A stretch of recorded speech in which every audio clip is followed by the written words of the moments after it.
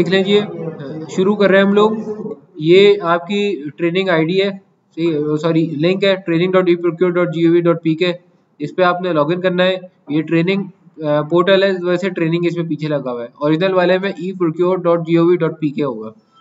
User name ID मैं अपना डाल रहा हूँ, आप लोग अपना डालें जो आपको लिस्ट में दिया गया है। ये है ना आप लोग के अपने, ठीक है। जिसके नाम के आगे लिखा है वो अपना डाले। और ये पासवर्ड है, और ये सप्लायर्स की आईडी और पासवर्ड है, और ये ओटीपी है, मैं आपको बाद में हमारे काम आएगा, ठीक है। चलिए, पासवर्ड सबका एक ही है, पाकिस्तान का P कैपिटल @1234।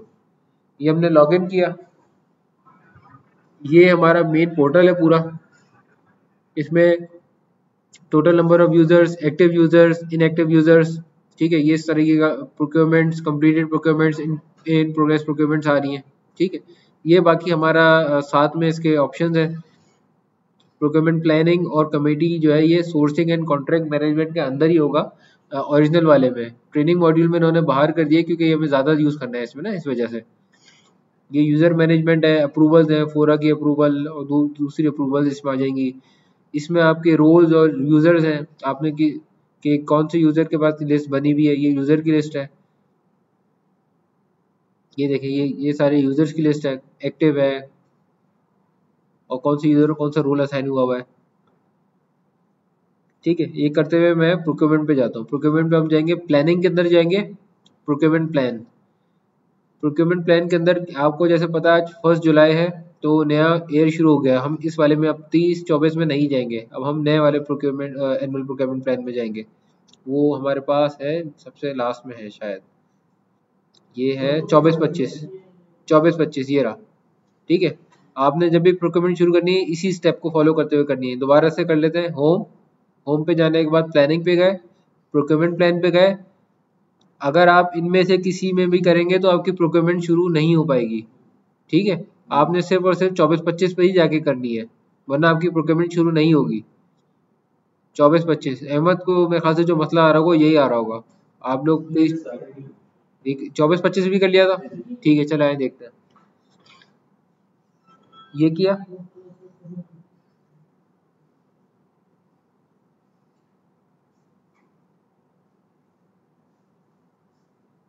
ये ओपन हो गया आपका, ठीक है।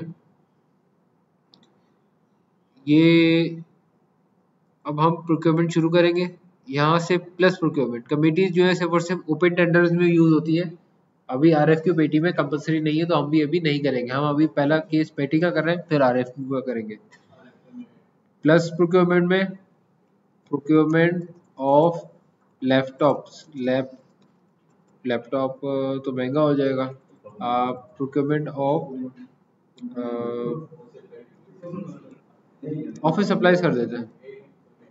ऑफिस सप्लाईज में क्या क्या चीज़ आती है वो आप लोग मुझे बताइएगा।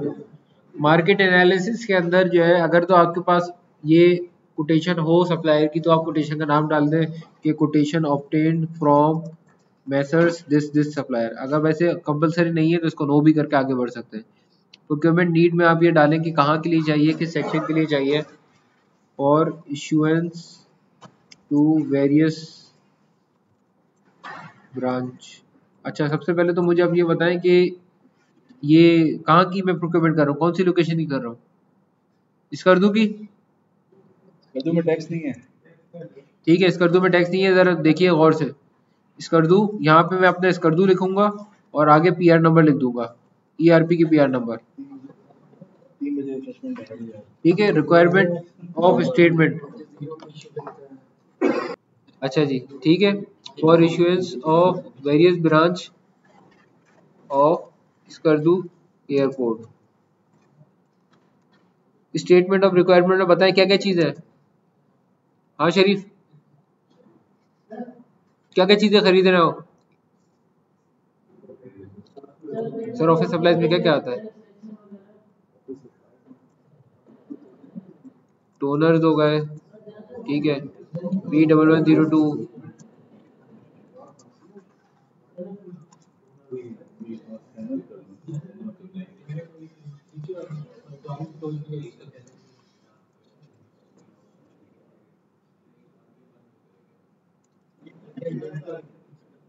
हाँ हाँ ये अभी देखें, ये हेडिंग है, अभी ये सिर्फ हेडिंग है, इसमें आप भले कुछ भी ना लिखें, एक आध लाइन ऐसी लिख दें।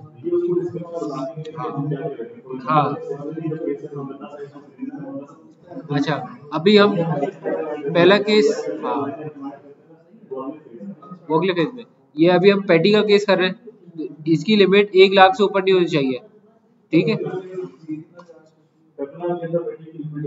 हाँ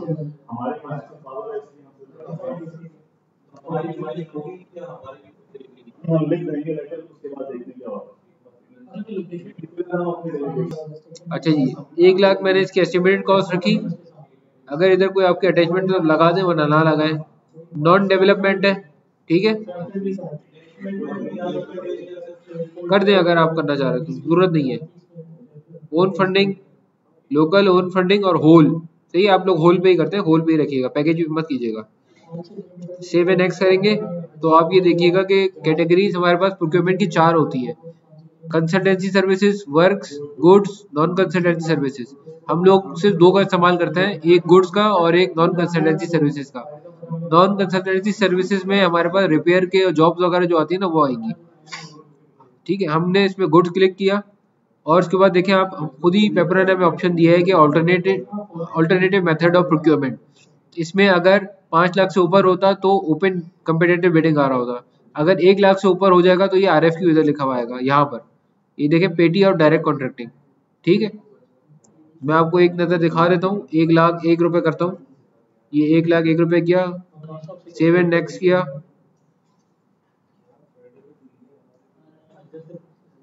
और ये देखिएगा अब ये RFQ लिखा आ जाएगा यहाँ पे, पेटी नहीं लिखा हुआ रहा, ठीक है। ये इसको मैंने फिर से वो किया, सेव एंड नेक्स्ट किया, और फिर इसके बाद ऑल्टरनेट किया, पैटी किया, ये टेंटेटिव नोटिस डेट है, टेंटेटिव डेट ऑफ कॉन्ट्रैक्ट है और टेंटेटिव कंप्लीशन डेट है, ठीक है। इसको सेव किया मैंने, सेव कर दिया। अब ये देख रहे हैं आप कि ये आपकी प्रोक्योरमेंट आ गई है ब्लू कलर के साथ पैटी की, इसको क्लिक किया, क्लिक करके आप इसको टर्म्स एंड कंडीशन लिखते हैं, ये as per CA terms and condition, ठीक है। नंबर 2 पे लिखेंगे मस्ट डिलीवर, जो भी आपको चाहिए ऑन, ठीक है, एट स्कर्दू एयरपोर्ट, ये लाजमी लिखें, ठीक है। वैलिडिटी मैं क्योंकि ट्रेनिंग मॉड्यूल में मैं 1 दिन की दूंगा, आपने जितने टाइम की देनी उतने टाइम की देते हैं, मतलब कि ये वैलिडिटी आप फर्स्ट तरह आपने 3 दिन की दी ना, और 3 दिन पहले कोई सप्लायर ने आपको कोड भी कर दिया तो भी आप खोल नहीं पाएंगे, ठीक है। इसलिए आपने वैलिडिटी वही देनी है जब आप खोल भी पाए। अगर आपने वैलिडिटी 1 डे का है और जो यहाँ पे टाइम देंगे क्लोजिंग में वही टाइम पे ही खुलेगी बिट, इससे पहले नहीं खुल सकती। आपने 5 दिन दे दी तो 5 दिन बाद ही खुलेगी, ठीक है।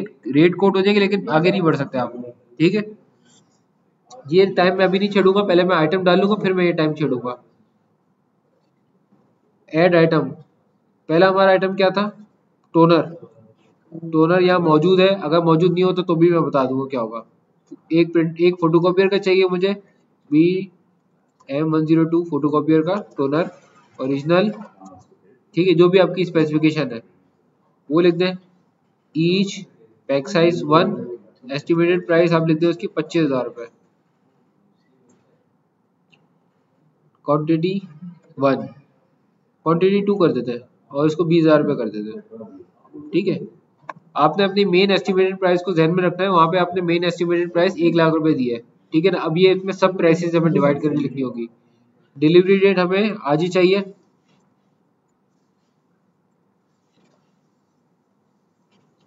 एस्टिमेटेड प्राइस देखें मल्टीप्लाई कर दी इसने खुद ही 40,000 रुपीज। अब मैं स्कर्दू में हूँ तो मेरा टैक्स 0% है, अगर मैं स्कर्दू में नहीं होता दूसरी लोकेशन पे होता तो मेरा टैक्स 18% होता, देख लिया आपने, ठीक है। ये नीचे 47,000 आ गया, मैं स्कर्दू में हूँ तो मैं 0% ले रहा हूँ, एक आइटम आ गया। दूसरा आइटम भी हमारा टोनर है, ये टोनर अब हमारा प्रिंटर का टोनर है P1102 ईच वन सर आपका रिफ्रेशमेंट चल बिल्कुल सर यहाँ पे पहुँचा हुआ है पिछले 10 25 क्वांटिटी 1 7 नहीं सर मुझे अंदाजा है कि टाइम ठीक है। टैक्स 0 है, आगे हो गया। अब देख ले 3 आइटम के आपके 65,000 रुपये हो गए। ठीक है, अभी एक आइटम और बाकी है। कितने के अब हमारा क्या बाकी है? हाँ, स्कैनर बाकी है। स्कैनर फर्ज करें अगर ये इसमें स्कैनर मौजूद है, ठीक है, लेकिन मैं अजीब करता हूँ कि स्कैनर नहीं है, पेपरा के सिस्टम में स्कैनर नहीं है, तो मैं इसको अदर करके करूंगा। फिर अदर मैंने अदर किया और फिर इसके बाद मैंने स्कैनर लिखा। ठीक है, unit of measure each one, estimated time, इसकी प्राइस लिख देता हूँ मैं 30,000 रुपये। क्वांटिटी 1 07, ठीक है, 30,000, टैक्स 0 है, 95,000 हो गया। अच्छा, अब मैं आपको दिखाऊं, अगर मैं इसके ऊपर बिल फर्स्ट टैक्स में लगा देता हूं, ताकि मैं थोड़ी प्राइस की बढ़ाना चाह रहा हूं, या मैं इसकी टैक्स प्राइस ही बढ़ा देता हूं, मैं इसको 50,000 कर देता हूं।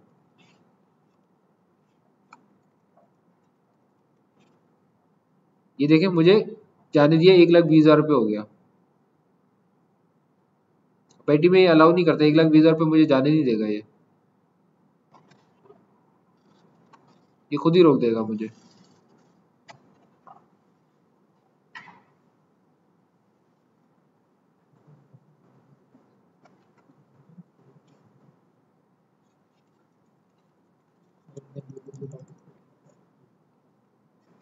ये देखें, ठीक है, वापस से मैं इसको 20,000 कर देता हूँ। ये भी अभी ट्रेनिंग मॉड्यूल है, तो कुछ ग्लिचेस हैं, इसलिए 1,20,000 पेटी पे इसने कर दिया अलाउ, वरना करता नहीं है ये।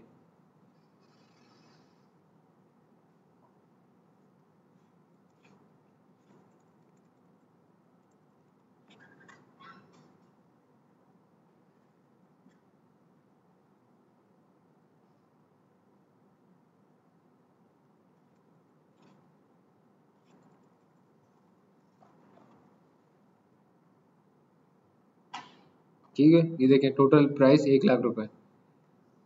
अब मैं इसको पब्लिश करने लगा हूँ। अभी टाइम हुआ है 2:22। मैं इसको टाइम देता हूँ 10 मिनट का दे देता हूँ, 5 मिनट का दे देता हूँ, 28, ताकि मैं इसको ओपन भी कर सकूँ, इसलिए मैं इसको 5 मिनट का टाइम दे रहा हूँ। पब्लिश किया मैंने, ये पब्लिश हो गई। मैं पीछे आऊँगा, सर्च किया अपनी प्रोक्योरमेंट्स को, ये देखें इन प्रोग्रेस है ये मेरी। इसका स्टेटस आ जाएगा, name of procurement, goods, alternative method, petty purchase, item wise no, estimated cost, किसने बनाई, ये सब आ गया। अब मैं इसको लॉग आउट करूँगा और मैं सप्लायर की आईडी से लॉगिन करूँगा।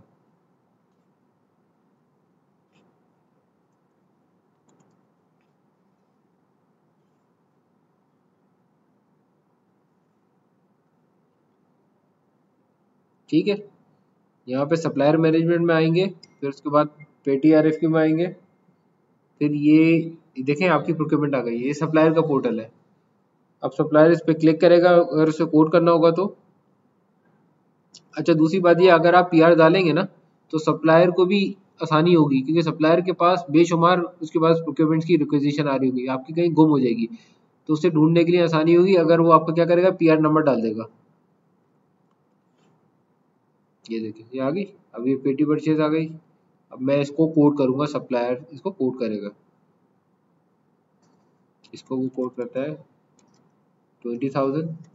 इधर वो स्पेसिफिकेशन लिखेगा, ओरिजिनल HP टोनर P1102।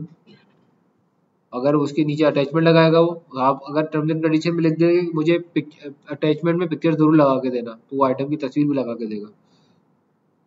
ठीक है, प्रिंटर हो गया, प्रिंटर का टोनर हमारे पास आ गया, ये 20,000 रुपये का। ठीक है, P1102। ये क्या अटैचमेंट होगी तो अटैचमेंट लगाएगा, सेव। अदर्स में देखिए, देखें अदर्स में क्या था, जिसमें अदर हमने टाइप सर्च किया था ना, उसमें अदर अदर और स्कैनर आके लिख दिया। स्पेसिफिकेशन में जाके लिख देंगे, स्कैनर के वो कोड कर रहा है 15,000 रुपये।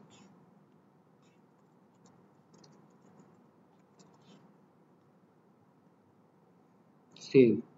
अब मैं इसको कोड कर दूंगा, सबमिट। सबमिट कर दी मैंने। अभी भी मेरे पास 3 मिनट है, अभी भी मेरे पास 3 मिनट है। मैं एक सप्लायर से और करके देखता हूँ। हालांकि पेटी में मेरे पास एक सप्लायर की में ओपन हो जाती है, लेकिन for the sake of curiosity मैं इसको दूसरे सप्लायर से भी कोड करवाता हूँ।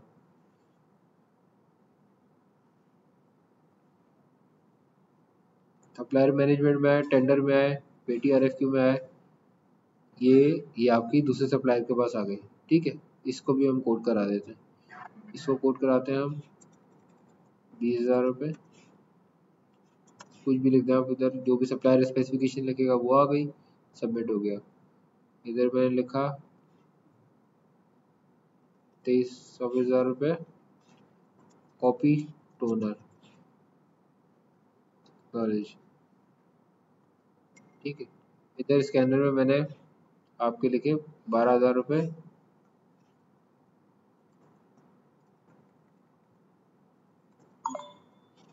और अपनॉलेज किया, सेव कर दिया। ठीक है, अब इसको भी मैं कोड कर देता हूँ। अब लेट्स सपोज कि मैं इसकी कॉपी टोनर की प्राइस जो है ना बहुत कम करता हूँ, इसकी मैं प्राइस कर देता हूँ 4,000 रुपये। अब तो ये लोएस्ट में आ जाएगा ना। सबमिट कर दिया मैंने इसको। ठीक है, 2 बिट आ गई मेरे पास। अभी भी मेरे पास 2 मिनट है। ठीक है, बस काफ़ी है 2 मिनट उसके लिए। अब हम 2 मिनट वेट करेंगे, फिर उसके बाद ये मैं यहाँ से लॉग आउट करूँगा। आपको मैं दिखाता हूँ आपके पोर्टल पे।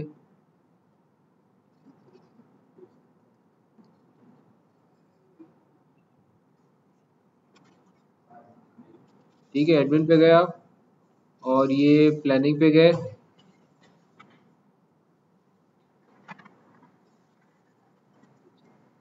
ये आपका केस पेटी का ये वाला है। ये हम पुराने साल में आए, देखा यहाँ पे नहीं मिलेगा आपको। आपने थोड़ा सा, आपको ट्रेनिंग में प्रॉब्लम होगी, आपने नीचे जाके इस वाले साल में आके करना है, 24-25 में। यहाँ पे आपको आपका प्रोग्रेस में नजर आ जाएगा। ये पेटी परचेज है आपका, ये देखें कोटेड सप्लायर का बटन आ गया, डाउनलोड पेटी का ऑप्शन आ गया, लेकिन यहाँ पे कोटेड प्राइस अभी नहीं आए। ये 2 मिनट पे 28 मिनट पे ओपन होंगे आपके पास, क्योंकि मैंने टाइम कितना दिया है, 2:28 का टाइम दिया, ये देखें लिखा हुआ है।